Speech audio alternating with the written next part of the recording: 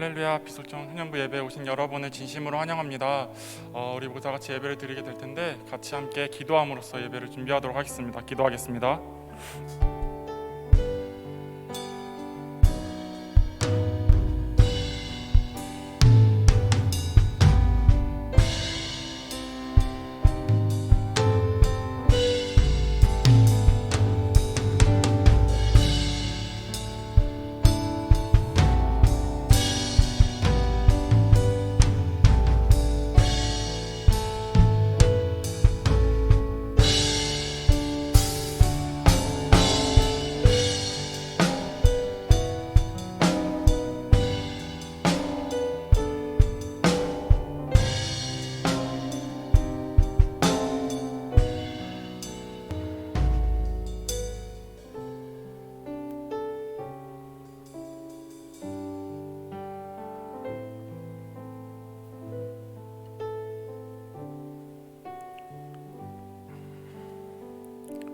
할렐루야 살아계시고 모든 이의 구원자 되신 하나님 너무나도 감사합니다.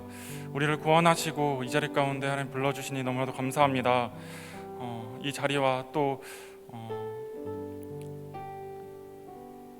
비대면을 통하여서 하나님을 예배하게 하시니 주님 너무나도 감사합니다.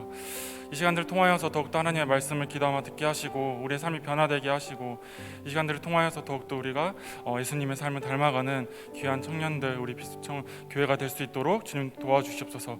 주님이 예배 가운데 주님 인도하시고 역사해 주시기를 간절히 소망합니다. 감사합니다. 사랑합니다. 귀하신 예수님의 이름으로 기도드렸습니다. 아멘. 주님은 살아계신 하나님이십니다.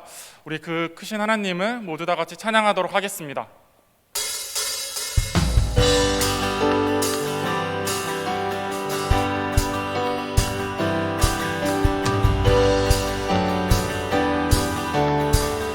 예수 살아계신 주, 예수 살아계신 주, 지금도 역사하시네.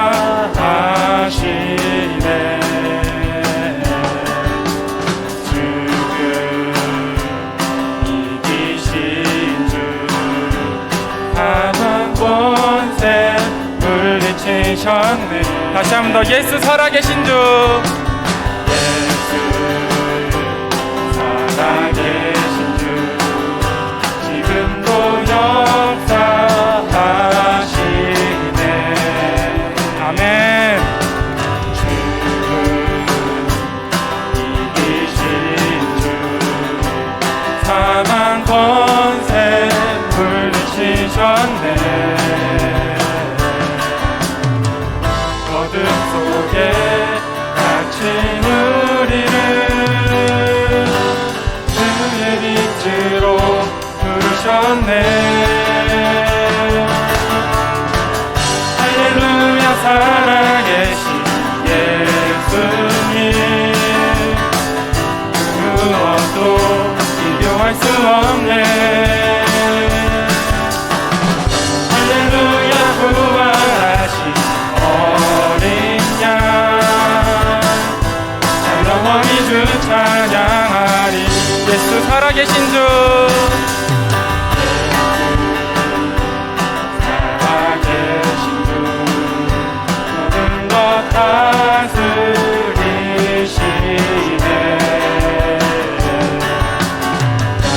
너와 좀 믿으며 다시 다시 주께 드리세. 속에 갇힌 우리를 주의 빛으로 부르셨네. 할렐루야 할렐루야 살아계신 예수님, 무엇도 비교할 수 없네. 할렐루야 부활하신 영원히 주 찬양하리. 다시 한 번 더 할렐루야 할렐루야 살아계신 예수님, 무엇도 비교할 수 없네.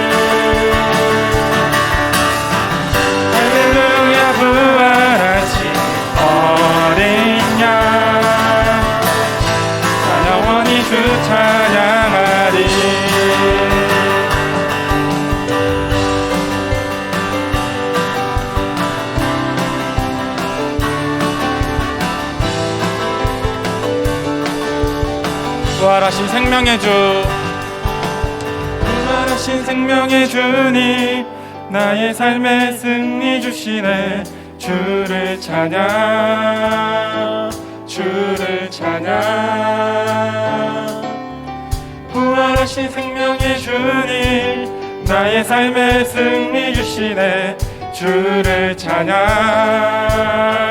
주를 찬양. 부활하신 생명의 주, 부활하신 생명의 주님, 나의 삶의 승리 주시네.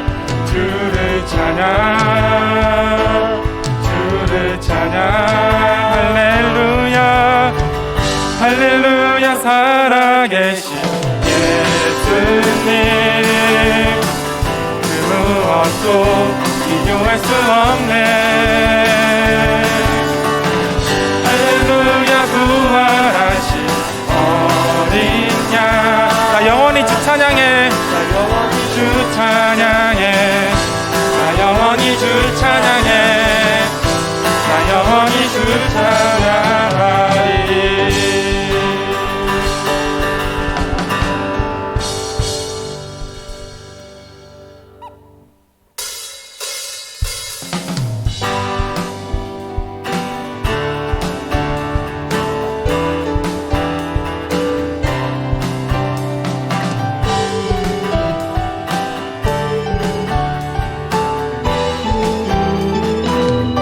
나는 주만 높이리. 결코 내만 변치 않네. 세상 모든 권세 모든 영광 십자가 앞에 가버리고, 나의 충성과 내 헌신 내 모든 소망 오직 예수. 나무에 달려 죽으신 그분께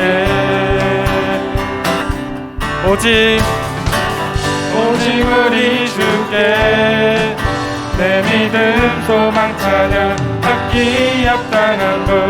또 오직 만왕의 왕께 엎드려 경배하며 모두들 오직 우리 주께 내 믿음 소망 찬양 받기 합당한 분. 또 오직 만왕의 왕께 엎드려 경배하며 모두들이 나를 들으시고 아버지 되시며 나를 구원하사 하늘의 상 주신 오직 우리 주님께 나 찬양하리. 다시 한 번 더 고백합시다. 나는 주만 높이리. 나는 주만 높이리. 결코 내만 변치 않네. 세상 모든 권세 모든 영광 십자가 앞에 가버리고, 나의 충성과 내 헌신 내 모든 소망 오직 예수. 나무에 달려 죽으신 그분께 오직 우리 주께 내 믿음 소망 찬양 받기 합당한 분. 또 오직 만왕의 왕께 엎드려 경배하며 모두들이니 오직 우리 주께 내 믿음 소망 찬양 받기 합당한 분. 또 오직 만왕의 왕께 엎드려 경배하며 모두들이니 나를 지으시고 아버지 되시며 나를 구원하사 하늘의 상 주신 오직 우리 주님께 나 찬양하리. 우리 모두 다같이 믿음으로 고백합시다. 오직 우리 주께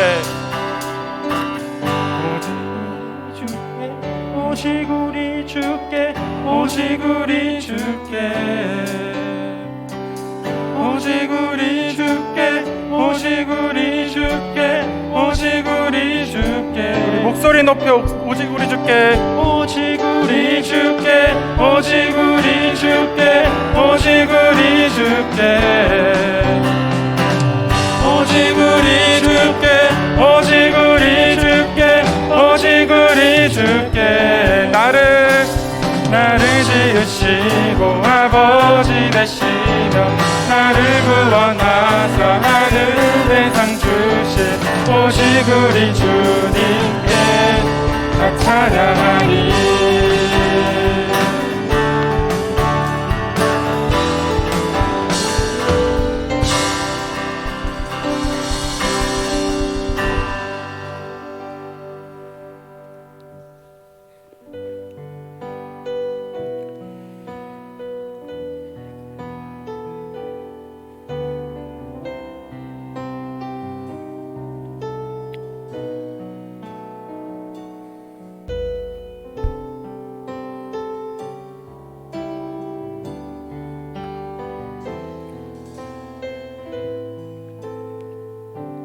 십자가를 질 수 있나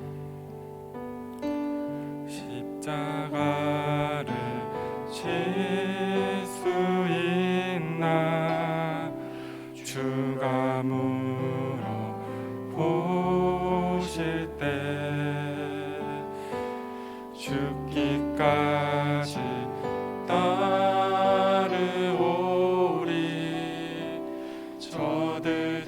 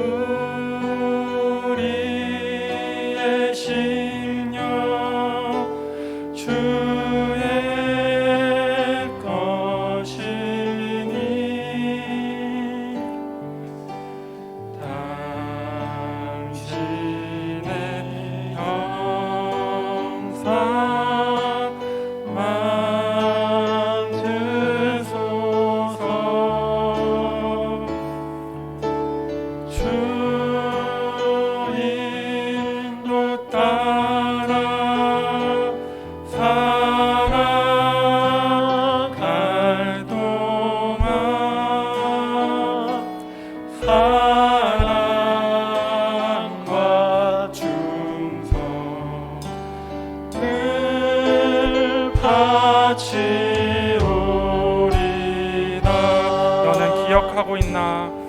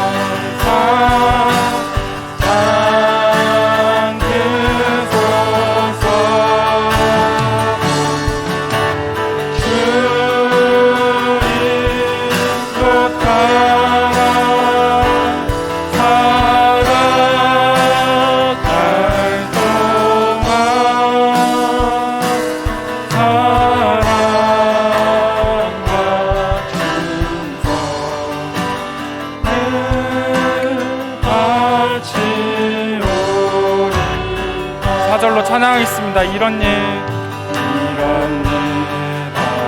할 수 있나 주가 물어보실 때 용감한 자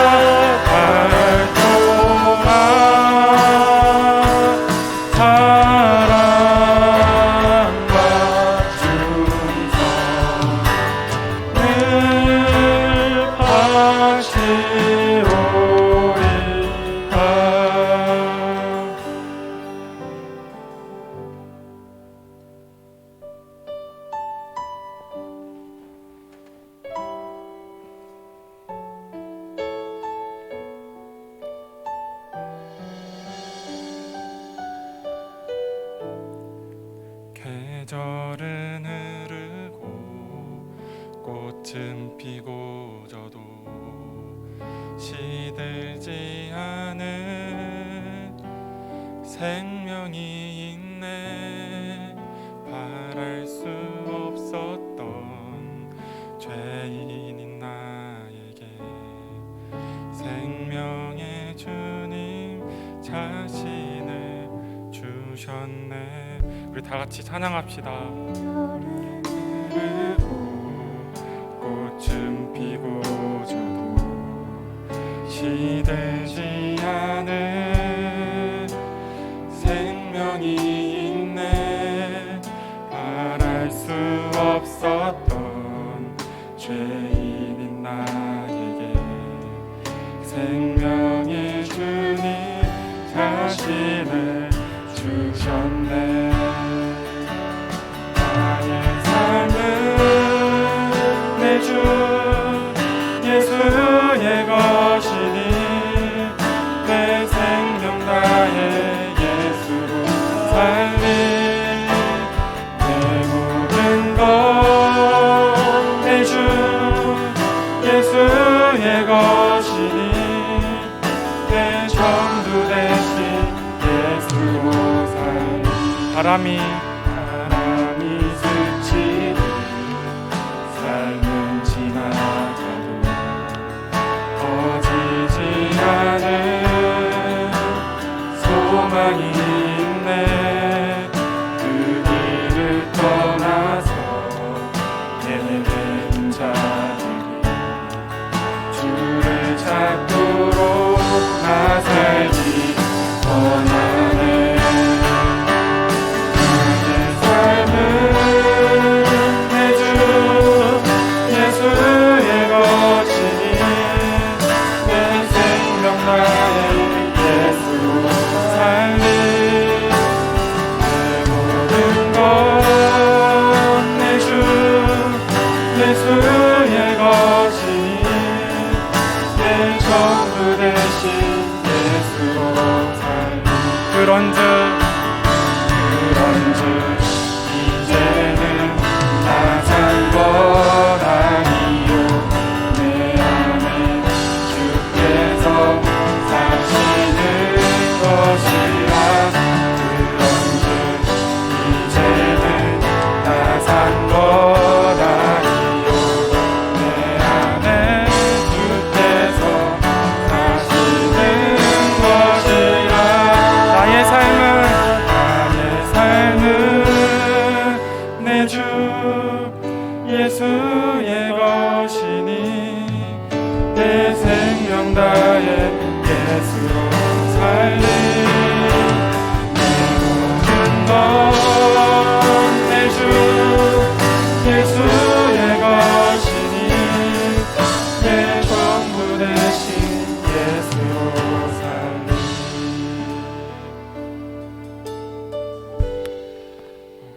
우리가 소금이 좋은 것이나 소금도 만일 그 맛을 잃으면 무엇으로 짜게 하리요.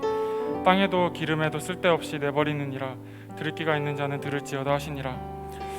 할렐루야. 하나님, 우리 빛속촌 청년부가 빛 대신 또 소금 되는 삶을 살아가기를 원합니다.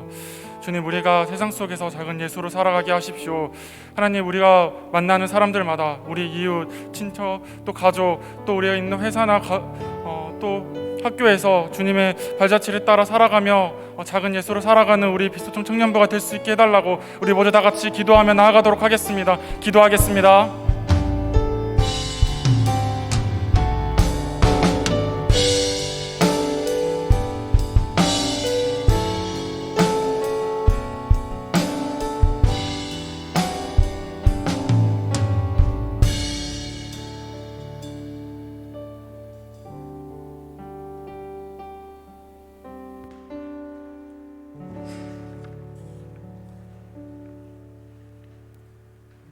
기도드리겠습니다.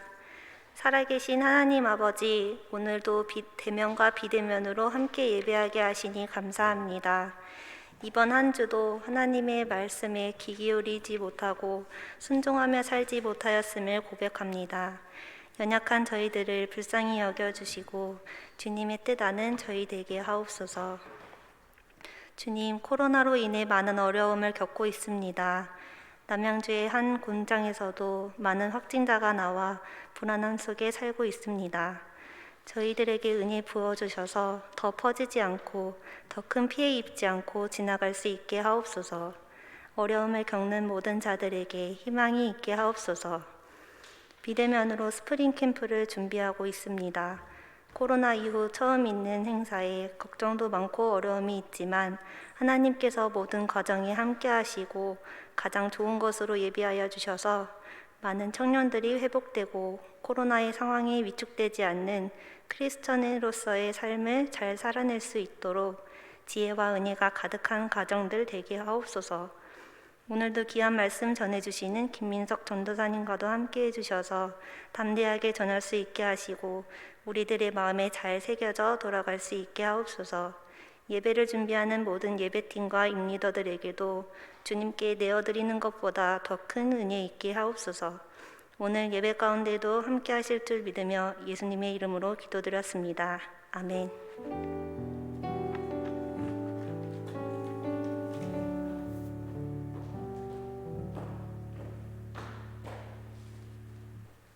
광고하겠습니다. 네, 청년부 예배 시간 안내입니다. 매주 주일 오후 1시 30분부터 청년부 예배 시작되오니 시간 지켜주시길 바랍니다. 주제 말씀과 표어 한번 읽어보겠습니다. 주제는 러브 인사이드 사랑 안에 거하라. 청년부 주제 말씀은 하나님이 우리를 사랑하시는 사랑을 우리가 알고 믿었노니 하나님은 사랑이시라. 사랑 안에 거하는 자는 하나님 안에 거하고 하나님도 그의 안에 거하시느니라. 요한일서 4장 16절 말씀. 아멘. 네, 청년부 SNS 안내 매주 광고하고 있는데요. 유튜브 채널, 카카오톡 친구 추가, 인스타 아이디도 있으니 꼭 친구 추천해주세요. 2월 이벤트입니다. 청년부 나눔 모임과 양육 전참자에게 소정의 상품을 드리니 많은 참여 부탁드립니다. 헌금 안내입니다. 헌금하실 때 청년부하고 본인 이름 꼭 적어주시길 바랍니다. 봄세례 교육 안내입니다. 세례 신청을 하신 분은 로비에 있는 신청서를 작성해서 사무실에 제출해 주시기 바랍니다.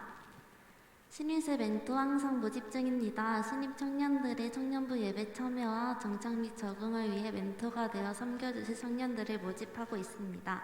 많은 관심 부탁드립니다. 스프링 캠프 공지입니다. 3월 13일 토요일 이후 2시부터 8시 반까지 진행되오니 각 방에 올라가 있는 줌 링크를 통해 많은 참여 부탁드립니다. 청년부 말씀 양육 있습니다. 매주 화요일에 올멤버 트레이닝이란 이름으로 진행하고 있는데 각 그룹 훅방에 올라오는 줌 링크로 참여 가능하니 많은 참여 부탁드립니다. 2월 나눔 모임이 있습니다. 2월 나눔 모임 주제는 삶으로 매주 주일 오후 9시에 진행되고 있습니다. 이것 또한 줌 링크를 통해 참여해 주시기 바랍니다. 찬양팀 모집 항상 하고 있습니다. 엔지니어 모집도 늘 하고 있으니 많은 부탁드립니다. 네, 2월 한 달간 생일이신 분은 실시간 예배 채팅으로 생일이라고 글 남겨주시면 소정의 선물 나갑니다.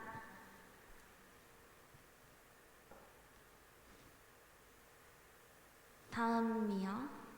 네, 이번 주 축복의 시간 가질 때 우리 신입생분들이 매주 교육을 받고 있었는데 이번에 그 교육이 끝나서 신입생 수료를 축하하는 마음으로 다 같이 축복의 시간 찬양 부르겠습니다.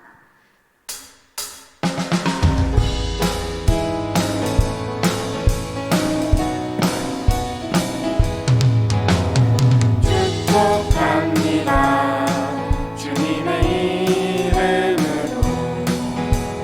축복합니다. 주님의 사랑으로 이곳에 모인 주의 거룩한 자녀에게 주님의 기쁨과 주님의 사랑이 충만하게 넘치기를 축복합니다.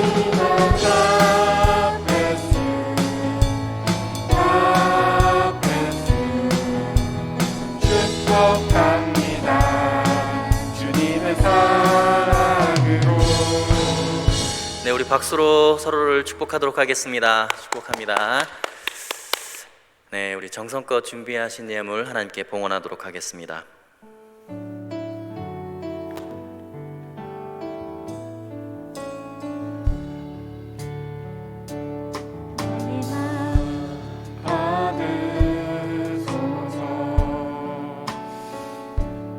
오셔서 주님의 처소 삼으소서. 나의 전부이신 주여 내 맘을 받아주소서. 살아계신 하나님 아버지, 거룩한 주일 주님을 예배하는 빛과 소금교회 모든 청년들의 심령에 주님의 은혜를 내려 주옵소서.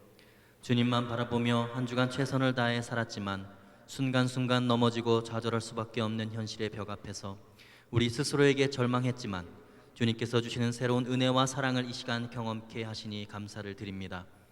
주님 앞에 정결한 마음으로 나가게 하시며 나의 모든 허물을 깨끗게 하시고 긍휼히 여겨주시며 모든 죄를 사해 주신 그 주님 앞에 다시 한번 우리의 삶을 드립니다.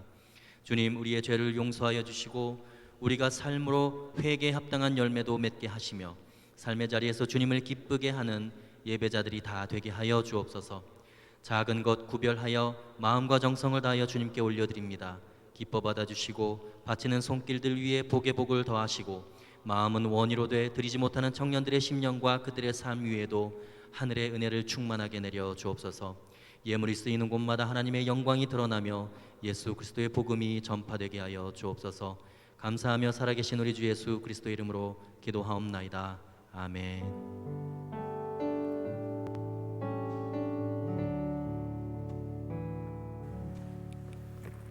할렐루야. 네, 우리 하나님께 영광의 박수 올려드립시다. 네. 네, 이 시간 온라인으로 함께 예배에 참여하는 모든 청년들에게도 우리 환영의 박수로 축복하도록 하겠습니다. 네, 맞습니다.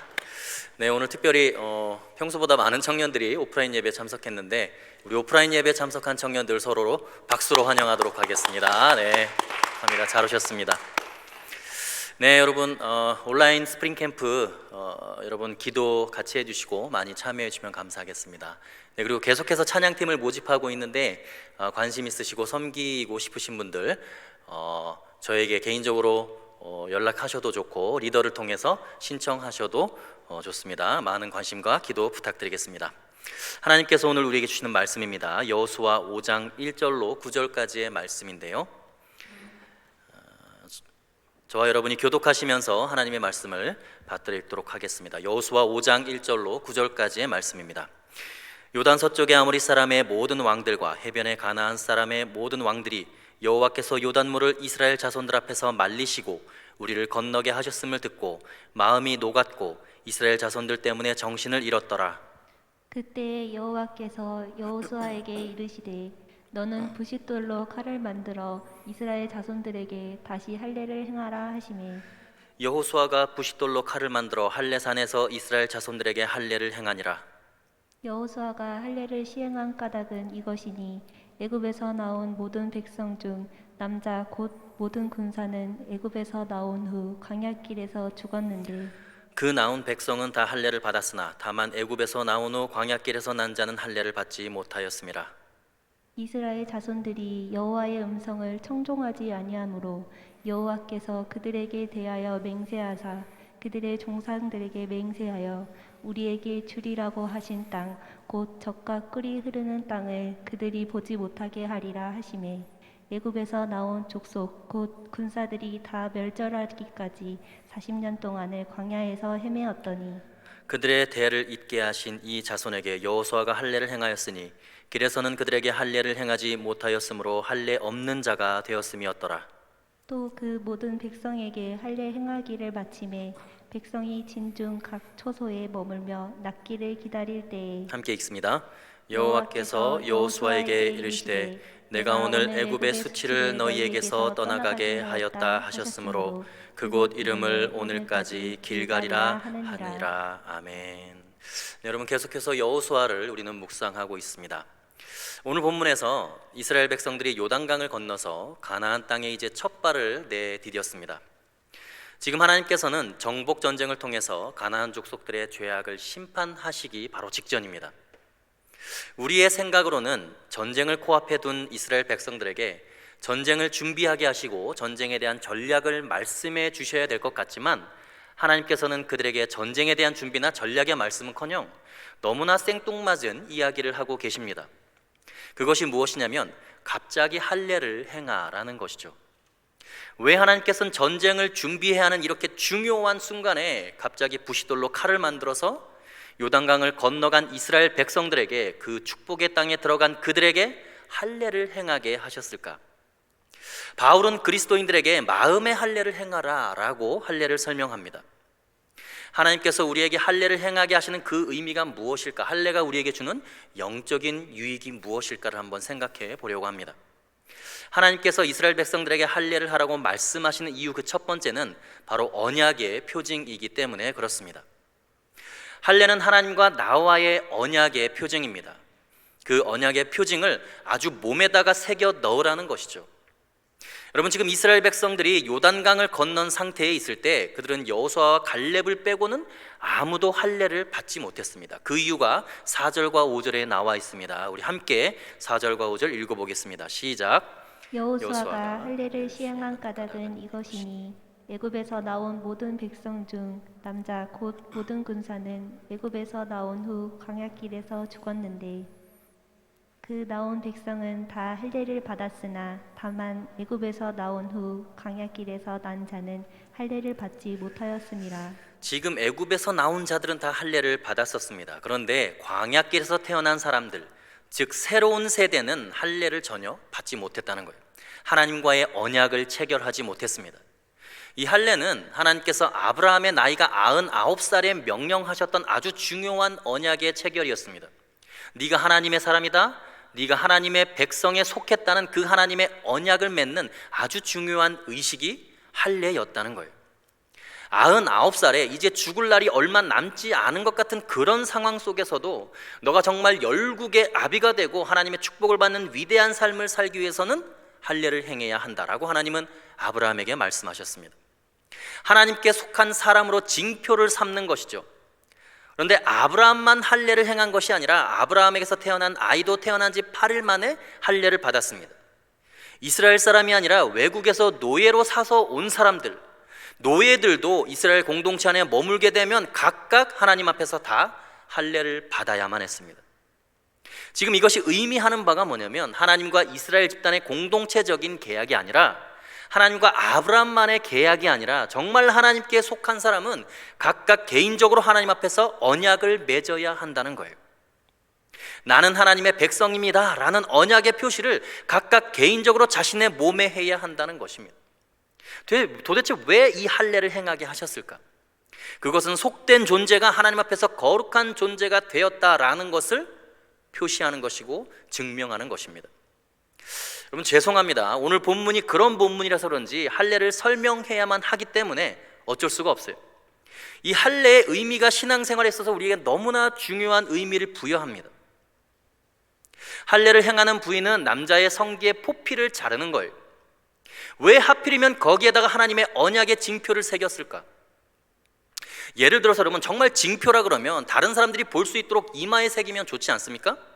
팔에다가 할 수도 있고요, 등에다가 새길 수도 있습니다. 왜 하필이면 그곳에 하나님의 언약의 표시를 하고 하나님과의 언약을 체결했을까요? 사람들의 가장 추한 곳일 수 있고 더러운 곳일 수도 있습니다. 근데 거기에 하나님의 임재가 있고 바로 그것이 하나님과의 언약의 징표가 되었다는 것은 너의 몸에서 어떤 추하고 더러운 부분도 다 거룩하고 내가 구별해서 나와 특별한 관계 속에 있다는 것을 잊지 말라는 거예요. 여러분, 우리 몸에서 가장 부끄러운 부위가 하나님의 임재가 느껴지는 곳으로 바뀌어져 있다는 거예요. 이것은 너의 몸의 어떤 부분도 다 거룩하고 존귀한 존재가 되었다, 속된 존재가 아니라 거룩한 존재가 되었다라는 징표입니다.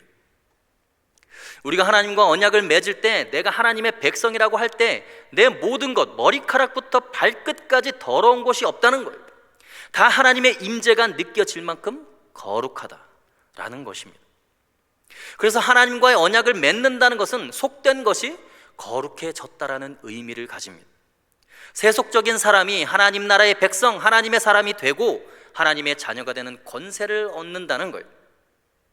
여러분, 죄를 짓고 음욕이 마음속에 가득하고 음란한 생각을 하다가도 하나님의 임재의 표시가 되어 있는 것을 보는 순간 그 갑자기 두려움과 경건함으로 회개하게 되지 않겠어요? 자신을 추스르게 됩니다. 하나님은 모든 것이 거룩하다라고 말씀하시는 것이죠. 하나님께서 이제 가나안 땅에 들어와서 사는 이스라엘 백성들이 그 가나안 땅에 있는 타락한 종교와 그 윤리적으로 부패하고 썩어 있는 그 속에서 너희는 구별된 존재이고 거룩한 존재인 것을 한시도 잊지 말아라 라는 의미로 할례를 행하게 한 것입니다. 여러분, 우리가 하나님의 자녀가 되었다는 것은 우리의 모든 부위가 하나님께 노출되었고 하나님이 다 어루만지시고 귀하게 여기신다는 것. 여러분의 부모님들이 여러분을 키울 때 오물 다 닦아주고 분칠해주고 토닥거려주고 자녀의 몸에 구석구석 모르는 부분이 없으시잖아요. 하나님도 우리와 언약을 맺으실 때, 우리를 자녀로 삼으실 때 너의 모든 면이 너무나 사랑스럽다, 귀하다, 함부로 대하지 말아라, 속되다 하지 말아라, 너는 나에게 의미 있는 존재다, 그렇게 이야기를 하고 계시는 것입니다. 이런 자상한 사랑의 표현으로 할례를 행하라고 말씀하신 거예요. 근데 이것은 우리 각 사람이 얼마나 하나님과의 개인적인 1대1의 관계의 설정인가를 아주 잘 보여줍니다. 정말 이 사람이 하나님의 사람인가 아닌가를 누구나 다 알게 하려면 사실 이마에 표를 하면 정말 좋거든요. 다 보이잖아요. 아니면 손에다가 하든지 어깨에다가 하든지, 그러면 좀 볼 수 있을 거 아니에요. 근데 하필이면 아무한테도 보여줄 수 없는 그곳에다가 하나님과의 언약의 표시를 하라는 거예요. 그럼 그게 무슨 표시입니까? 그게 무슨 표징이에요? 사람들이 볼 수 없는데. 너와 나의 개인적인 관계라는 거예요. 하나님과 나의 관계는 하나님 앞에서 너 홀로 서서 너만 알고 나 여호와 하나님만 아는 1대1의 관계라는 것입니다. 정말 이 사람이 하나님의 사람인지 아닌지 아무도 몰라요. 본인만 압니다. 그리고 누가 알아요? 하나님만 아시는 거예요. 하나님은 우리와 친밀하고 은밀한 관계를 원하시는 것이지 사람들 앞에서 떠벌리고 자랑하기 위한 그런 관계를 원하는 것이 아니라는 거예요. 그래서 하나님이 우리와 언약을 맺으실 때 그 표시를 아무도 못 보고 나만 볼 수 있고 하나님만 아시는 그곳에다가 할례를 행하는 것이죠. 그래서 여러분은 정말 신앙생활하면서 사람들의 앞에 보이는 면보다 하나님 앞에서 행하는 것이 더 경건하고 진실되어야 합니다. 그것이 정말 중요합니다. 그래서 주님은 외식에서 진심으로 돌아오기를 원하시는 것이죠. 여러분, 이처럼 하나님은 할례를 통해서 이스라엘 백성 한 사람 한 사람과 개인적인 깊은 관계를 맺기를 원하십니다. 여러분과도 마찬가지예요. 우리가 신앙생활을 한다는 것은 하나님과의 언약의 관계를 맺는 거예요. 나의 부끄럽고 속된 것을 다 거룩한 것으로 바꿔주신 하나님의 은혜, 이것이 하나님과 우리의 언약의 관계인 것을 믿으시고 늘 하나님과 개인적인 친밀한 관계 속에서 하나님이 나를 다 아시고 모든 것을 사랑하시고 내 삶에 전방위적으로 모든 것을 거룩하게 하신다는 것을 믿으시기를 주의 이름으로 간절히 소원합니다. 두 번째, 할례를 왜 행하게 했는가? 그것은 은혜의 기념비를 몸에 새기라는 의미입니다. 한번 따라해 보겠습니다. 은혜의 기념비. 여러분, 지금 할례를 행한 장소가 어디냐면 바로 길갈이라는 곳입니다. 구절을 한번 읽어보겠습니다. 읽겠습니다. 시작. 여호와께서 여호수아에게 이르시되 내가 오늘 애굽의 수치를 너희에게서 떠나가게 하였다 하셨으므로 그곳 이름을 오늘까지 길갈이라 하느니라. 여러분, 지금 어디에서 할례를 행했다고요? 할례를 행한 장소가 어디예요? 길갈입니다. 그럼 길갈은 어떤 곳이냐? 여호수아 4장 20절에 보면 길갈이 바로 요단강을 건너게 하신 하나님의 은혜에 기념하기 위해서 12돌을 세웠던 곳입니다. 20절 한번 보겠습니다. 20절 읽겠습니다. 시작. 여호수아가 요단에서 가져온 그 12돌을 길갈에 세우고. 하나님께서 요단강을 건널 때 요단강의 물이 창일하게 넘쳐서 발 하나 디딜 수 없고 건널 수 없는 절망의 강, 가나안 땅에 들어가는 데 있어서 가장 큰 장애가 되었던 그 강을 마른 땅처럼 지나가게 하신 놀라운 은혜를 베푸신 그 사건을 기념하는 바로 그곳이 길갈입니다. 그래서 요단강 가운데 있던 돌 12개를 너희가 유숙할 곳에 두라라고 명령을 하셨는데 그곳이 바로 길갈이라는 거예요. 그 말은 길갈이라는 곳을 통해서 하나님이 원하시는 것은 하나님의 은혜를 잊어버리지 말라는 거예요. 항상 기억하기 위해서 노력하라는 의미의 장소가 바로 길갈입니다. 그 광야 생활 40년 동안 물이 없는 그곳에서 반석에서 물이 터져 나오게 하시고 마음껏 물을 마실 수 있었고, 아무것도 농사 지을 수 없는 곳에서 하늘에서 메추라기와 만나가 떨어져서 마음껏 배불리 먹게 해주셨고, 햇볕이 내릴 때는 타는 듯한 사막에서 하나님의 구름 기둥이 그늘이 되어주시고, 그 혹독한 밤의 추위에는 불기둥으로 따뜻하게 인도해 주셨다는 거예요. 너희가 지금 절망의 강 요단강을 건너서 이 가나안 땅에 들어오게 된 것은 온통 하나님의 은혜인 것을 기억하라라는 것입니다. 그래서 그 길갈이라는 곳에 은혜의 기념비를 세운 거예요. 그런데 하나님이 가만히 생각해 보시니까 얘네들이 은혜를 받고 그 기념비를 눈으로 보면 기억하겠지만 또 잊어버릴 거 아니냐는 거예요. 도대체 인간이 망각의 천재인데 어떻게 잊지 않게 할 것인가? 이 은혜의 기념비를 영원히 기념하게 하는 방법이 뭘까? 한순간도 잊지 않게 하는 방법이 뭘까? 그 방법이 바로 할례를 몸에 행하게 하는 거였습니다. 할례의 영적인 의미를 설명하려면 여러분 어쩔 수가 없습니다. 여자분들은 이해를 잘 못해요. 남자분들은 화장실을 가면 하루에도 몇 번씩 그곳을 쳐다볼 수밖에 없어요. 안 볼 수가 없습니다. 여성들과 다르게 독특하게 볼일을 보기 때문에. 그러다 보면 그때마다 하나님의 징표와 표시가 거기에 있거든요. 아, 내가 은혜로 죽을 목숨이 살았지. 죽을 뻔했던 존재가 하나님의 은혜로 살았구나. 그 은혜를 하루에도 몇 번씩이나 볼 수밖에 없는 그곳에 하나님의 거룩한 언약의 표시를 하게 한 거예요. 옛날에는 여러분 거울이 아주 귀했습니다. 그래서 거울로 자신의 얼굴을 잘 보지 못했어요. 그래서 이마에다가 표시를 하면 자기가 자기의 눈으로 이마를 볼 수 없기 때문에 언약의 표징을 자기가 자기 눈으로 볼 수 없습니다. 그러니까 하나님은 반드시 자신의 눈으로 볼 수밖에 없는 곳에다가 잊을 수 없게 그 표시를 해놓은 거예요. 하나님은 흔적과 기념을 대단히 중요하게 여기십니다. 그래서 하나님은 자꾸 잊어버릴까 봐 아주 몸에다 새겨 넣은 거예요. 하나님이 얼마나 우리로 하여금 은혜를 잊지 않게 하기 위해서 노력하시는지 여러분 그 마음을 한번 생각해 보십시오. 내가 너랑 추억을 쌓았는데, 내가 너에게 사랑을 베풀었는데 너 벌써 나를 잊었냐? 여러분 했던 기도 제목을 놓고 하나님께 간절히 기도하면서 응답해달라고 해놓고 기도가 응답될 때는 여러분 어떤 생각을 하세요? 이거 봐라, 재수 엄청 좋네, 대박이네. 여러분 막 이렇게 쉽게 생각하잖아요. 그게 아니라는 거예요. 기도해놓고 우리는 잊어버리거든요. 응답해 주셨는데 자꾸만 우리는 딴소리를 하거든요. 그러니까 하나님께서 너무나 안타까워서 사랑의 추억을 잊지 말라고, 하나님과의 은혜의 계약 관계를 잊지 말라고 항상 볼 수밖에 없는 곳에다가 언약을 체결하신 거예요. 사도 바울도 하나님의 은혜를 잊어버리지 않으려고 내가 내 몸에 예수의 흔적을 가졌노라 이렇게 이야기하면서 자기가 고난당했던 그 흔적, 자신의 몸의 가시, 그것이 하나님의 은혜의 흔적이라고 생각했습니다. 여러분 이 몸에다가 이렇게 언약을 체결하고 할례를 행하게 하는 것은 영원성을 부여하기 위함이에요. 절대로 은혜를 영원히 잊지 말아라. 그래서 아브라함에게 명령하실 때 창세기 17장 13절에 보면 그런 표현이 기록되어 있습니다. 함께 읽어보겠습니다. 시작. 너희 집에서 난 자든지 너희 돈으로 산 자든지 할례를 받아야 하리니 이에 내 언약이 너희 살에 있어 영원한 언약이 되려니와. 내가 살아있는 동안에는 나의 살을 계속해서 볼 수밖에 없고요, 떨어질 수도 없고 떼어낼 수도 없습니다. 하나님께서는 그 언약을 지우거나 없어질 물건에 두지 않으시고 우리 몸에 새겨 넣을 정도로 당신의 은혜를 잊지 않기를 간절하게 원하시는 거예요. 그 하나님의 마음을 여러분 한번 생각해 보십시오. 자자손손이 대대로 그 하나님의 은혜를 잊지 말라고 말씀하시는 거예요. 아주 구체적으로 연속성이 가능하도록 이렇게 명령을 내린 거예요. 여러분 고대 신들은 보통 농경문화 속에서 움직이지 않는 거대한 물체를 신의 현현으로 생각하고 숭배했습니다.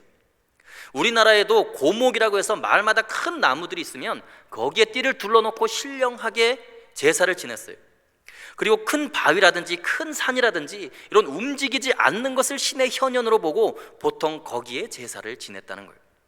근데 지금 아브라함의 자손들은 유목민들이거든요. 계속해서 돌아다니고 움직입니다. 그러니까 길갈에 돌을 세워 놓아도 길갈을 떠나서 움직여야 되니까 잊어버린다는 거예요. 그러니까 아주 붙어 다니게 해놓은 거예요. 언약의 징표를 길갈에 세워놓은 그 은혜의 기념비를 아예 몸에다가 새겨놓고 완전히 잊지 못하게 늘 볼 수밖에 없도록 만들어 놓으신 거예요. 여러분도 사랑하는 사람과의 추억, 또 은혜를 받은 감격을 잊지 않으려고 애쓰는 것이 있습니까? 예를 들어서 선물로 반지를 준다든지 똑같은 커플링을 나눠 낀다든지 사랑을 기념하기 위함이죠.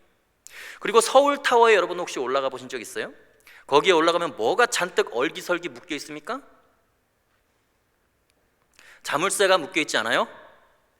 왜 거기에 묶여 있는 거죠? 사랑하는 사람과의 추억을 잊지 않기 위해서, 기념하기 위해서. 인간들도 그렇게 좋은 추억과 사랑을 잊지 않으려고 어떻게 해서든지 노력하는데 여러분, 하나님도 마찬가지죠. 너무나 우리를 사랑하시니까 너 내 은혜 잊어서는 안 돼, 내 첫사랑을 잊어버려서는 안 된다, 제발 좀 기억하라라는 거예요. 자꾸만 잊어버리니까. 그래서 하나님이 안 되겠다, 아주 그냥 너의 몸에 새겨 넣어서 잊지 않도록 해야겠다. 그렇게 하시면서 할례를 통해서 은혜를 기억하게 하신 거예요. 그래서 하나님은 임마누엘의 하나님이에요. 우리와 함께 하시기를 원하시는 하나님이시죠. 근데 어느 정도까지 우리에게 은혜 베푸신 것을 잊지 않게 하시려고 애를 쓰시냐면요, 그 하나님의 노력이 아주 막 처절할 정도예요. 순간적인 우리와의 잠깐의 사랑을 영원히 잊지 않으시려고 그것을 기념하시기 위해서 엄청난 일을 하시는 거예요. 예수님께서 십자가에 못 박혀 죽으신 다음에 부활하시잖아요. 예수님이 부활하실 때 자신의 부활 육체가 어차피 자신의 몸이고 자신의 것입니다. 자기가 원하는 가장 아름다운 모습으로 부활하시는 것이 어떻게 보면 신의 입장에서 당연한 거예요. 놀랍게도 부활하신 예수님께서 의심하는 도마에게 본인이 예수님이라는 증표로 보여준 게 뭐예요? 내 손에 못자국에 너의 손을 넣어보고, 내 옆구리에 창자국에 너의 손을 넣어보고 나인 줄로 기억하고 믿으라 라고 말씀하셨어요. 그게 무슨 말씀이냐면, 예수님이요, 그 아름답고 거룩하신 분이 영원히 자기의 몸에 흔적을 지니고 있는 거예요. 다른 모든 부분은 다 변형되어서 해처럼 빛나고 거룩하신데 한 가지 흔적만은 절대로 없애지 않은 거예요. 그것은 내가 너희들을 끝까지 사랑했다는 흔적이에요. 내가 십자가에서 죽을 만큼 너희를 사랑한다는 그 흔적만큼은 그 부활 육체에도 없애시지 않은 거예요. 나중에 요한계시록에 보면 예수님께서 재림하실 때 그 모습을 어떻게 기록하고 있냐면, 오래전에 죽임을 당한 자 같더라. 죽음의 흔적이 예수님께 있다는 거예요. 예수님은 우리를 사랑한 것 잊지 않기 위해서 십자가의 흔적을 없애지 않고 있다는 것입니다. 옆구리에 뚫린 창자국도 없애지 않으시고 있다는 거예요. 여러분, 우리가 신앙생활을 한다는 것이 뭐냐면 이런 엄청난 사랑의 요청 앞에 서 있는 거예요. 하나님의 그 사랑의 요청 앞에 믿음으로 반응하시고 하나님의 그 은혜를 영원히 마음으로 기념하는 것을 넘어서서 하나님과 우리의 육신의 할례로 맺어진 언약을 기억하시고 각자의 육신을 더럽히지 말고 거룩하게 여기며 살아가는 귀한 주의 자녀들이 되시기를 간절히 소원합니다. 세 번째, 하나님께서 할례를 행하게 하신 이유는 순종의 기념비를 몸에 새기기 위해서입니다. 길갈에서 이 일을 행했다는 의미는 요단강을 건넌 후에 할례를 행하게 했다는 거예요. 여러분, 그 의미를 한번 생각해 보세요. 지금 하나님께서 대단히 큰 모험을 하고 계신 거예요. 위험한 일을 하고 계신 거죠. 왜냐하면 지금 가나안 7족속이 이스라엘이 쳐들어오고 있다는 것을 모든 족속들이 다 알고 있습니다. 전쟁의 만반의 준비를 지금 다 하고 있고 이스라엘이 지금 자기네들을 멸절시키러 오기 때문에 목숨 걸고 싸우려고 지금 벼르고 있는 상태예요. 그러면 요단강을 건너기 전에 그곳에서 사흘 더 머물러 있었던 시간이 있었습니다. 그러면 차라리 그곳에서 할례를 행하지, 이미 요단강 건너서 적진에 들어간 다음에 적진의 한복판에서 길갈에서 할례를 행하라고 하면 그것이 얼마나 위험한 일이라는 거예요. 특히 우리는 이것에 대해서 잘 모릅니다. 여성들은 더더욱 모르겠죠. 여러분, 이스라엘 백성들은요, 이것을 철저하게 경험했어요. 이것이 얼마나 위험한 것인지.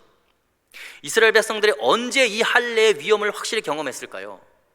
야곱이 형 에서와 헤어진 후에 창세기 34장에 보면 베델로 올라가다가 세겜이라는 곳에 잠시 머무르게 됩니다. 그때 야곱의 딸 디나가 세겜성 왕자에게 성폭행을 당합니다.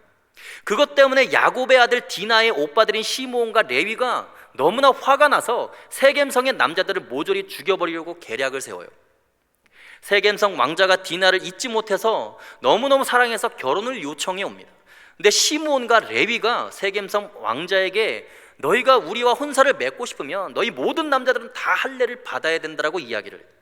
할례를 받지 않은 부정한 사람들과 우리는 상거래도 할 수 없고 혼인도 할 수 없다라고 이야기를 해요. 너희가 다 할례를 받아야 한다. 세겜성의 왕자가 자신의 족속의 모든 남자들에게 다 할례를 행하라고 명령을 내립니다. 그래서 세겜성의 모든 남자들이 진짜로 다 할례를 받거든요. 근데 3일을 기다리고 있다가 가장 고통스러울 때 시므온과 레위 두 사람이 세겜성에 쳐들어가서 할례 받아서 고통을 참고 누워있는 세겜성의 모든 남자들을 칼로 다 멸절시킵니다. 여러분 생각을 해보십시오. 할례가 얼마나 고통스러운 일이었으면 두 사람이 성 안의 모든 남자들을 다 죽이는데도 꼼짝없이 당했어요. 도망도 못 가는 거예요. 여러분 지금 할례가 그렇게 위험하다는 것을 이스라엘 백성들은 자기네들이 그것을 경험했기 때문에 누구보다 잘 알고 있어요. 근데 지금 그 할례를 어디서 행하라고요? 요단강을 건너간 상태에서 적진의 한복판에서 적과 마주대하고 있는 상태에서 할례를 행하라면 여러분 무슨 말이에요? 꼼짝없이 죽으라는 말이에요. 그 의미가 뭐겠어요? 그것은 순종의 기념비를 아주 몸에 새기라는 거예요. 아무리 위험해도 아무리 상황이 안 좋아도 하나님의 말씀과 명령은 목숨 걸고 지키겠습니다. 이것을 결단하는 것이 신앙이라는 거예요. 죽을 각오를 하고 하나님의 말씀대로 순종하는 것, 그것이 아주 중요하다는 거예요. 왜냐하면 하나님의 말씀에 순종하지 않으면 어차피 다 죽게 되어 있어요. 왜 할례를 행하는 것이 수치를 떠나가게 하는 것이냐? 이스라엘 백성이 수치스러운 존재가 되었기 때문에 그렇습니다. 6절을 보면 그 이유가 나와 있습니다. 6절을 함께 읽겠습니다. 시작.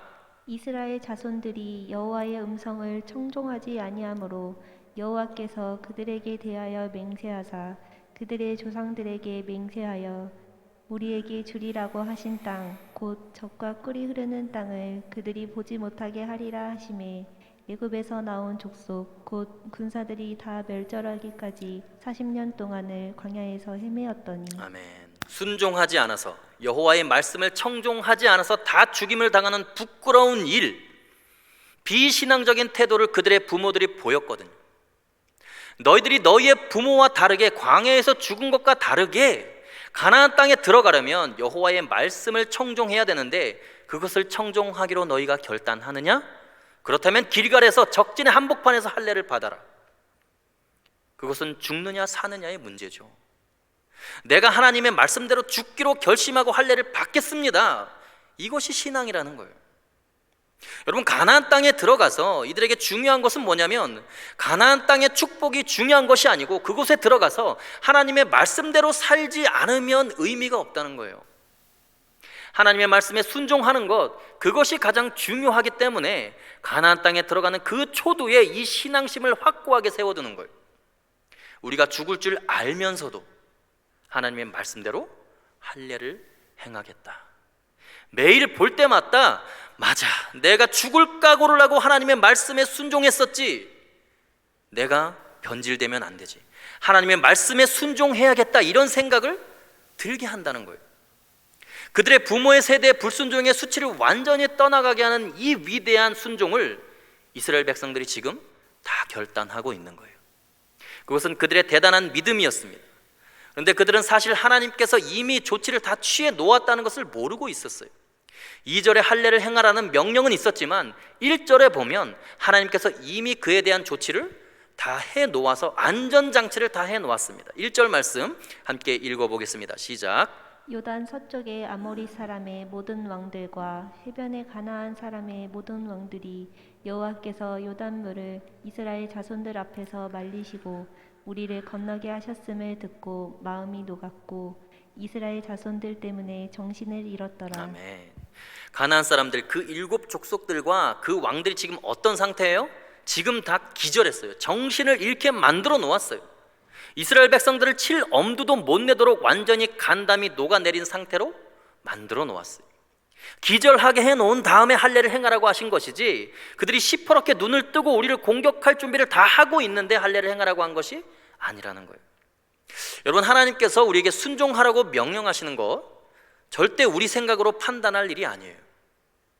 우리가 알지 못하는 하나님의 안전장치가 이미 취해지고 있고 하나님께서 이미 그에 대한 조치를 취하고 계시고 과거의 내 삶의 행적을 통해서 기적을 베푸신 이유는 원수들의 간담을 녹게 하기 위한 하나님의 역사가 있기 때문에 오늘 그런 명령을 하고 있는 거예요. 여러분 기억하십시오. 2절에 할례를 행하라는 말 맨 앞에 그때에 라고 기록이 되어 있습니다. 그때에. 그때가 뭐예요? 다 간담이 녹아내리고 정신을 잃은 그때에 할례를 행하라고 명령하신 거예요. 하나님이 이렇게 자상하고 디테일하신 분이에요.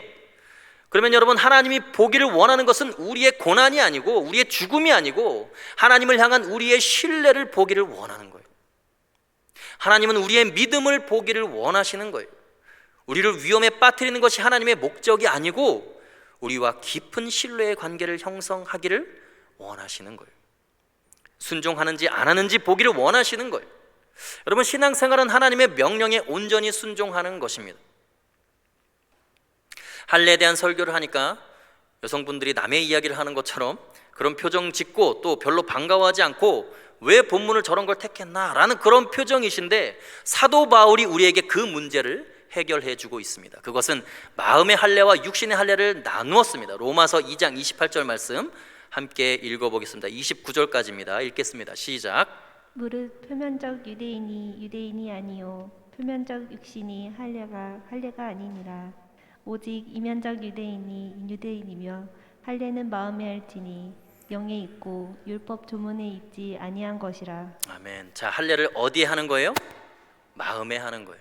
표면적 유대인이 진짜 유대인이 아니라는 거예요. 내면적 유대인이 진짜 유대인이라는 거예요. 그러니까 그 마음의 할례를 하라는 것이죠. 여러분, 우리는 유대인이 아니지 않습니까? 근데 사실 어쩌면 우리가 유대인들보다 더 할례를 많이 행하는 것 같아요. 중요한 것은 육신의 할례가 아니라는 거예요. 마음의 할례가 중요한 거예요. 마음의 할례는 신약의 바울만 이야기한 것이 아니라 원래부터 하나님의 뜻이었습니다. 예를 들어 예레미야 4장 4절에 보면 하나님이 강조한 것이 나와 있습니다. 4장 4절 함께 읽어보겠습니다. 예레미야 4장 4절 없으면 제가 읽어드릴게요. 네, 읽겠습니다. 4장 4절 맞나요? 네, 제가 읽겠습니다. 유다인과 예루살렘 주민들아, 너희는 스스로 할례를 행하고 너의 마음 가죽을 베고 너 여호와께 속하라. 그리하지 아니하면 너희의 악행으로 말미암아 나의 분노가 불같이 일어나 사르리니 그것을 끌 자가 없으리라. 자, 지금 여기에 보면 무엇을 베라고 나와요? 너의 마음의 가죽을 베라. 할례를 행하라는 것은 마음의 가죽을 베는 것이지 포피를 베는 게 아니라는 거예요. 마음을 아파하고 고통스러워하면서 내 하나님의 그 마음에 그 은혜와 사랑, 그 하나님을 향한 충성을 내 마음 가운데 순종을 새기는 거예요. 마음의 가죽을 베는 것이 할례라는 거예요. 신명기 10장 16절에도 마음의 할례를 강조하고 있습니다. 함께 읽어보겠습니다. 시작. 그러므로 너희는 마음의 할례를 행하고 다시는 목을 곧게 하지 말라. 자, 어디에 행하라고요? 마음의 할례를 행하래요.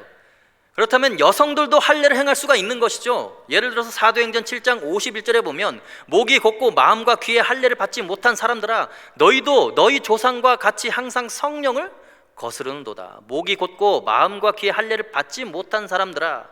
자, 어디다가 할례를 받아요? 마음과 귀에. 하나님의 말씀을 듣는 은혜로운 사람들이 되어야 된다는 거예요. 하나님의 말씀을 말씀으로 듣지 못하는 것은 아직 그 마음과 귀에 할례를 받지 못했기 때문이에요. 예수님이 말씀하신 들을 귀가 없다는 거예요. 이 할례는 우리에게 어떤 의미가 있을까요? 지금 할례를 안 받으면 안 된다는 건가요? 아니죠. 완전히 새롭게 대치되는 갈라디아서 5장 6절 한번 보시겠습니다. 읽겠습니다. 시작. 그리스도 예수 안에서는 할례나 무할례나 효력이 없으되 사랑으로서 역사하는 믿음뿐이니라. 아멘. 그러니까 지금 육신의 할례를 이야기하는 게 아니에요. 육신의 할례는 아무 소용이 없다는 거예요. 사랑으로 역사하는 믿음이 할례나 무할례나 할례에 관계된 모든 율법의 문제를 다 해결한다는 거예요. 할례를 안 받아도 내 마음의 사랑으로 역사하는, 다시 말해서 하나님의 말씀에 순종하는 믿음, 그것이 있으면 그것이 마음의 할례를 받은 것이라고 성경은 이야기를 하는 거예요. 그래서 나중에 사도 바울이 빌립보서 3장 5절에서 나는 8일 만에 할례를 받고 이스라엘 족속이요 베냐민 지파요 히브리인 중에 히브리인이요 율법으로는 바리새인이요, 나는 태어난 지 8일 만에 할례를 받았다고 자랑하던 것이 나는 예수 그리스도의 십자가 외에는 자랑할 것이 없다. 최고의 자랑거리였던 난지 8일 만에 할례를 받은 것을 자랑하던 그 사람이 이제는 예수 그리스도의 십자가만을 자랑하는 사람으로 바뀌게 된 거예요. 그러므로 여러분이 예수님의 십자가를 생각한다는 것은 예수님의 온 몸이 채찍으로 찢기시고 못 박히시고 창에 찔리셔서 그 할례를 온 몸에 받으신 것처럼 그 예수님을 믿는다는 것은 예수님이 나 대신 온 몸의 할례를 받으신 것을 믿는다는 거예요. 이렇게 이야기하면 또 이단이라고 누군가 얘기할까 봐 걱정인데, 예수님이 대신 우리를 사랑하신다는 징표로 온몸으로 고백하셨다는 거예요. 그것이 언약의 십자가라는 것입니다. 그 십자가의 사랑을 믿으면 우리는 마음의 할례를 받은 자가 된 줄로 믿습니다. 여러분, 하나님의 성전이 없었던 그 시절에 하나님과의 관계성은 건물이 아니었고 내 몸에, 그리고 내 몸에도 못하면 내 마음의 할례를 행하는 것, 그것이 주님이 우리를 너무나 사랑한다는 바로 그 고백이었다는 거예요. 하나님께서 여러분들을 얼마나 사랑하시는지를 여러분 새롭게 깨달으시기를 간절히 소망합니다. 진심으로 그분의 사랑을 믿는다면 그분의 말씀에 순종하는 사람이 되어야 합니다. 독일의 신학자이고 목사였던 본 회퍼라는 분이 계십니다. 이분은 일찍이 이런 말씀을 했습니다. 기독교는 종교가 아니다 라는 말을 했다는 거예요. 이분은 1906년 2월 4일에 독일의 부유한 가정에서 태어났고요, 뛰어난 피아니스트이기도 했습니다. 본 회퍼는 천재성을 지닌 신학자이기도 했습니다. 17살에 티빙겐 대학에 입학했고 21살에 베를린 대학교에서 신학 박사 학위를 받았어요. 24살에 교수가 됩니다. 그런데 2차 세계대전 직전에 미국으로 넘어가서 학문을 연구하다가 2차 세계대전이 발발하게 돼요. 그가 귀국하려고 하는데 친구들도 교수들도 다 말립니다. 너 같은 뛰어난 세계적인 석학이 그 전쟁에 뛰어들어서 죽을 필요가 뭐가 있냐고. 히틀러에게 잡히면 너는 반드시 죽임을 당할 것이다. 모두가 말렸어요. 그런데 이분이 세계가 전쟁의 위험에 속해 있고 많은 사람들이 학살을 당하고 있는데 내가 어떻게 여기에 있을 수 있겠냐고 하면서 전쟁의 참화 속으로 그것을 하나님의 부르심으로 여기고 뛰어들어갑니다.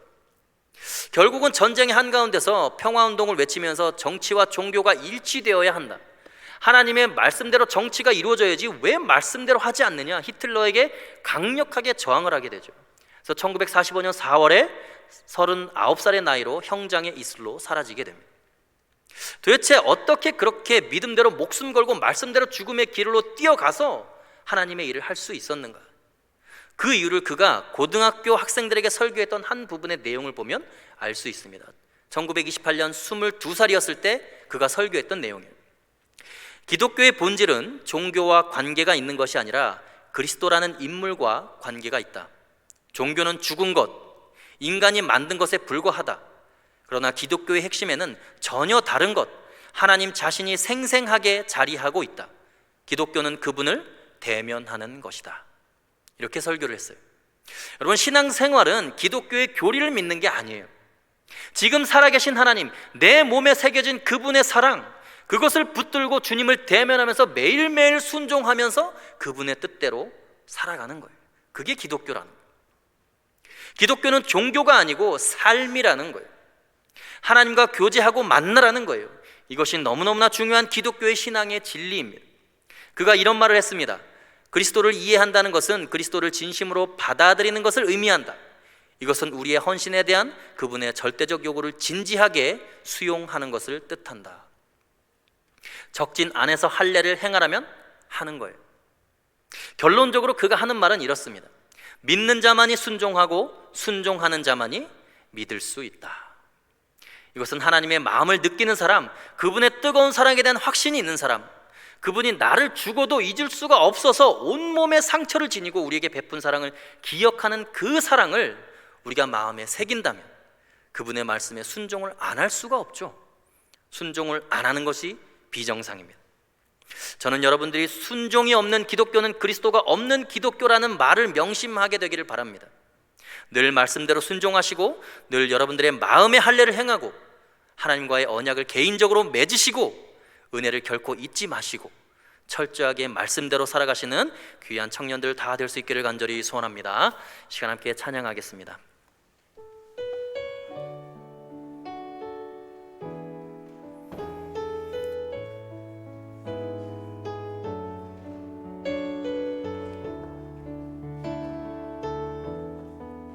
함께 고백합니다.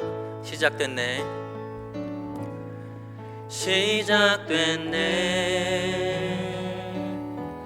우리 주님의 능력이 나의 삶을 다스리네.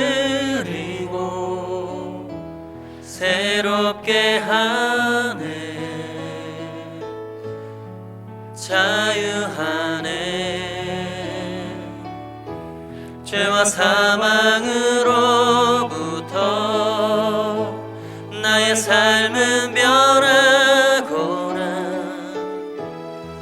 충만하네 다시 한번 고백합시다 시작됐네 시작됐네 우리 주님의 능력이 나의 삶을 다스리고 새롭게 하네 자유하네 죄와 사망으로부터 나의 삶은 변하구나 충만하네 은혜로다 은혜로다 주의 은혜 한량없는 주의 은혜 은혜로다 주의 은혜 변함없는 신실하신 주의 은혜 시작됐네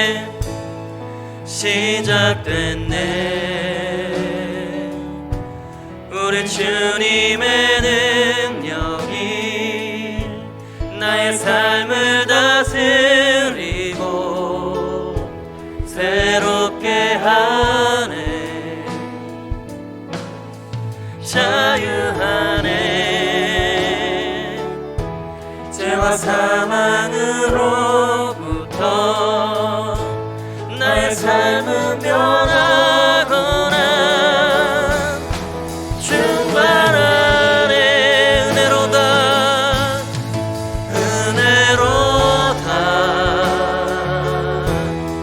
주의 은혜 한량없는 주의 은혜 은혜로다 주의 은혜 변함없는 신실하신 주의 다시 한번 선포합시다 은혜로다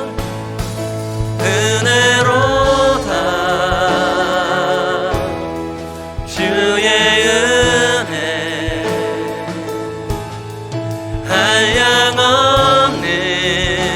한량없는 주의 은혜 은혜로다 주의 은혜 변함없는 신실하신 주의 은혜 이 시간 함께 기도하실 때에 살아계신 하나님 아버지 예수 그리스도의 십자가의 그 은혜와 사랑을 끝까지 기억하기를 원하시고 그 은혜의 기념비를 우리의 육신에 새기고 우리의 마음에 새기기를 원하시는 그 하나님 앞에 우리의 모든 마음과 우리의 삶을 온전히 올려드리기를 원합니다.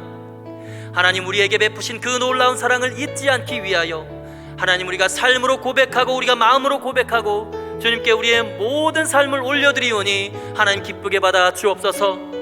하나님 우리는 너무나 연약하고 부족하고 하나님 날마다 은혜를 갈망하며 살아가는 존재이기에 하나님 우리에게 놀라운 은혜를 베푸시고 우리의 부족하고 연약함 가운데 주님 찾아와 주셔서 우리를 붙들어 주시고 우리를 인도하여 주옵소서. 하나님 우리의 삶이 온전히 주님께 올려드리는 삶이 되어지기를 원합니다. 하나님 기뻐 받으시는 예배적인 삶이 되기를 원합니다. 하나님 역사하여 주옵소서. 우리의 마음을 올려드립니다. 이 시간 자기 자신을 주님 손에 올려드리며 함께 합심하여 기도하며 나갑니다. 살아계신 아버지 하나님 역사하여 주옵소서. 거룩하신 아버지 하나님 순종의 기념비를 우리의 마음에 새기길 원하며 하나님께서 그 주신 놀라운 은혜를 끝까지 기억하며 하나님 아버지, 죽을 때까지 우리의 마음 가운데 새기길 원하시는 그 하나님 앞에 하나님 우리의 마음을 올려드리길 원합니다. 하나님, 우리의 헌신과 우리의 순종과 하나님 우리의 충성을 받으시는 그 주님 앞에 우리의 삶을 올려드립니다. 하나님, 역사하시고 이끌어가 주옵소서. 하나님, 우리는 너무나 무지하고 부족하고 연약함 가운데 놓여있는 존재이기에 날마다 하나님의 은혜가 필요하며 하나님의 인도하심이 필요하며 하나님의 사랑과 하나님의 이끄시는 그 손길이 필요함을 주님 고백하며 나갑니다. 하나님 아버지, 40년간 광야에서 하나님 우리를 줄이게 하시지 아니하시고 우리의 발이 부르트지 않도록 인도하신 그 하나님을 믿으며 나갈 때에 하나님, 구름기둥 불기둥으로 인도하시는 그 하나님만을 따라가는 거룩한 주의 백성들 될 수 있도록 아버지 인도하여 주옵소서.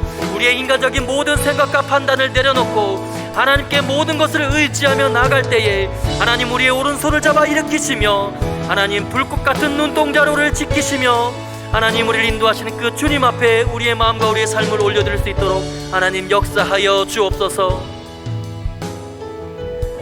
살아계신 하나님 아버지, 감사합니다. 하나님, 그 은혜의 기념비, 순종의 기념비를 우리의 마음에 새기기를 원하시는 그 하나님 앞에 하나님 우리가 삶으로 그에 합당한 열매를 맺으며 하나님을 기쁘시게 하는 귀한 청년들이 되기를 원합니다. 하나님, 담대한 믿음과 굳건한 신앙을 우리 마음 가운데 새기게 하여 주셔서 그것이 삶으로 드러나며 그 삶을 통하여 예수 그리스도의 복음이 전파되어질 수 있는 놀라운 역사를 허락하여 주옵소서. 하나님, 그리하여 세상을 변화시키는 하나님의 거룩한 군사들로 세움받을 수 있도록, 쓰임받을 수 있도록 아버지, 한 영혼 한 영혼, 한 심령 심령마다 주의 손을 얹어주시고 하나님 이끌어가 주옵소서. 하나님, 이제 남은 한 주간의 삶 또한 주님 손에 올려드립니다. 하나님, 그 삶의 순간순간 개입하시며 말씀하시며 우리의 삶을 가장 선한 길로 인도하여 주옵소서. 주님만 믿으며 하나님만 바라보며 우리의 믿음의 시선을 하나님께만 고정하며 따라가오니 하나님 역사하시고 인도하여 주옵소서. 그렇게 행하실 주님의 이름을 찬양하며 살아계신 우리 주 예수 그리스도의 이름으로 기도하옵나이다. 아멘. 할렐루야. 우리 하나님께 영광의 박수 올려드립시다. 아멘. 할렐루야. 네, 우리 주기도문으로 모든 예배를 마치겠습니다. 하늘에 계신 우리 아버지, 아버지의 이름을 거룩하게 하시며 아버지의 나라가 오게 하시며 아버지의 뜻이 하늘에서와 같이 땅에서도 이루어지게 하소서. 오늘 우리에게 일용할 양식을 주시고 우리가 우리에게 잘못한 사람을 용서하여 준 것 같이 우리 죄를 용서하여 주시고 우리를 시험에 빠지지 않게 하시고 악에서 구하소서. 나라와 권능과 영광이 영원히 아버지의 것입니다. 아멘.